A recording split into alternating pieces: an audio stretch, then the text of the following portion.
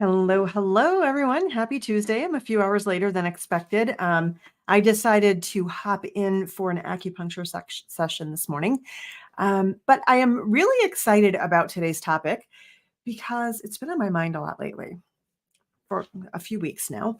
Um, and part of it has to do with just learning some statistics lately that were shocking to me. I'm going to tell you what these statistics are.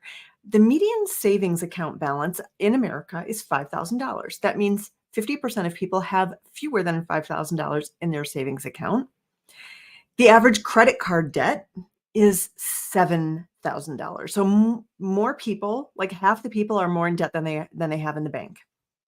So that's one thing. And I was surprised about that. I was saddened. I was concerned about people.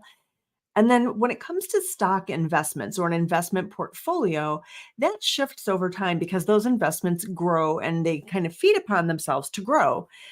So in their 40s, the average person has about $68,000 in their stock portfolio, and by the time they're in their 50s, it's 135. So that doubles in that 10-year time span. And that just really got me thinking when I was thinking about how, as Americans, we are inclined to think about things like even like money, like saving, spending, and investing. Obviously, we do an okay job of investing if the average person has this much in a stock portfolio. My guess, though, is that there's an incentive behind some of that. We get a tax break. It might happen automatically through our employer, but we have some sort of incentive and we know what that amount is that we're going to get back, or we kind of can expect what we're going to get back. Seems like we have an inclination to take on some debt, and there could be really great reasons for taking on debt. Buying a house, buying a car. Credit card debts can also fund other things that you know you're just going to turn right around and pay off.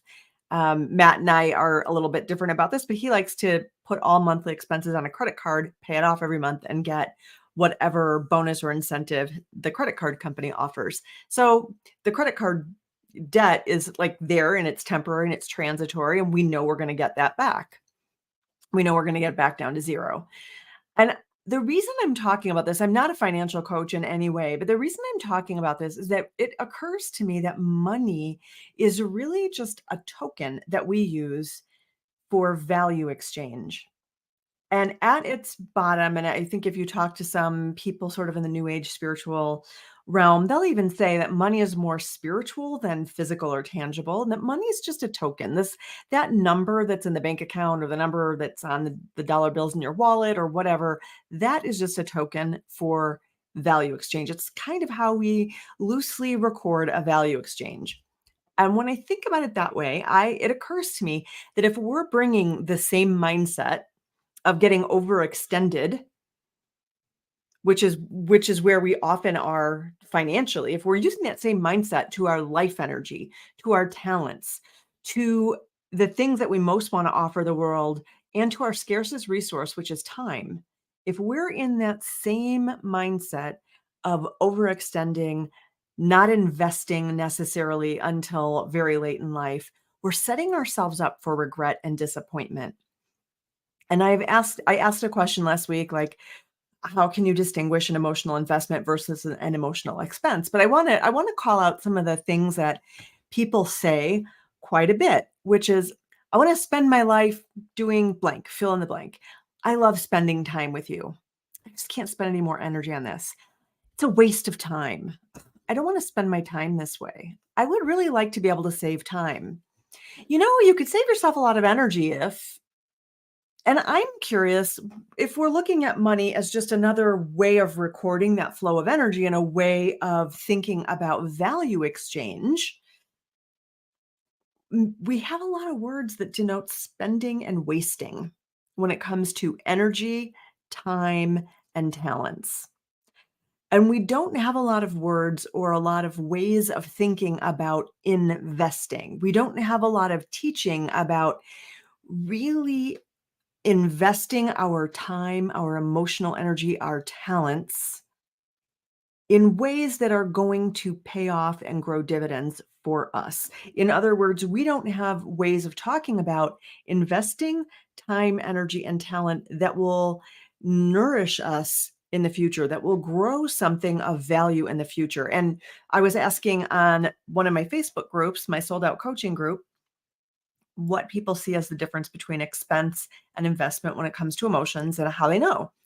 And generally speaking, people thought that an expense left them sort of depleted and an investment left them more fulfilled, which is really true, right? So an expense, a financial expense leaves your bank account depleted, and a financial investment brings you more. And I was thinking about how we might think about emotional energy, talents, um, our time in kind of the same way. Like, how could we invest our time and emotional energy in a way that will enhance our lives going forward? How can we invest our talents in ways that will benefit the humanity, that will serve us better, that will add value to our lives, not just kill time, which is another one of those things, spend time, waste time, kill time, not just do away with that extra time, but actually invest it in a way that brings more value back to us.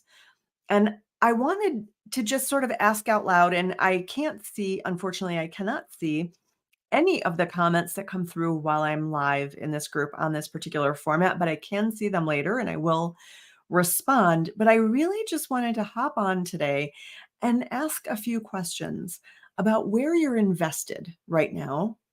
Where are you wasting right now? Where are you spending right now? And where are you overextended when it comes to your time? Where are you wasting your time? Where are you putting your time in a way that doesn't serve you, doesn't serve the collective, brings you nothing, just kind of gets rid of extra time on your hands? And where are you investing it? Where are you devoting that time with intention in a way that brings value to your life and value to the collective whole?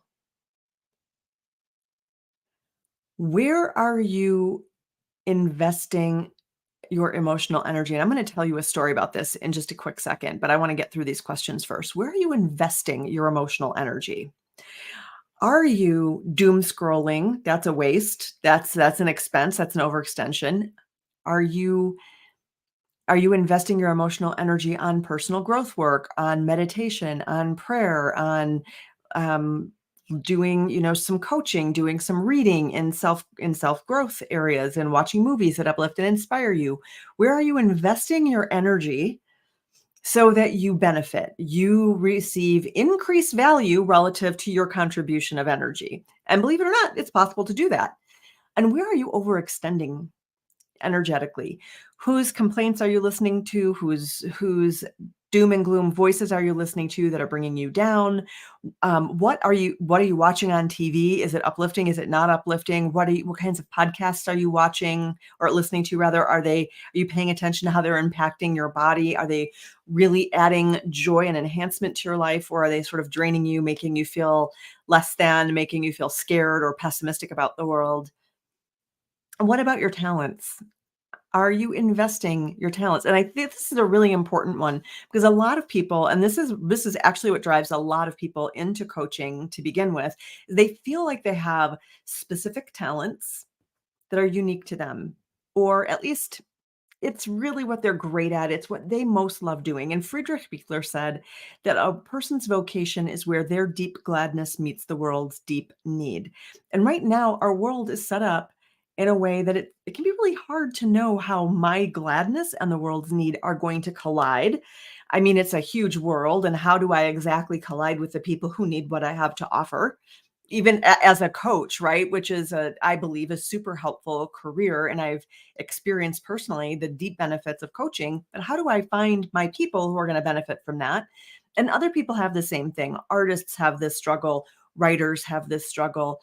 People who love to decorate cakes have the struggle. Like, it doesn't matter what your talent is.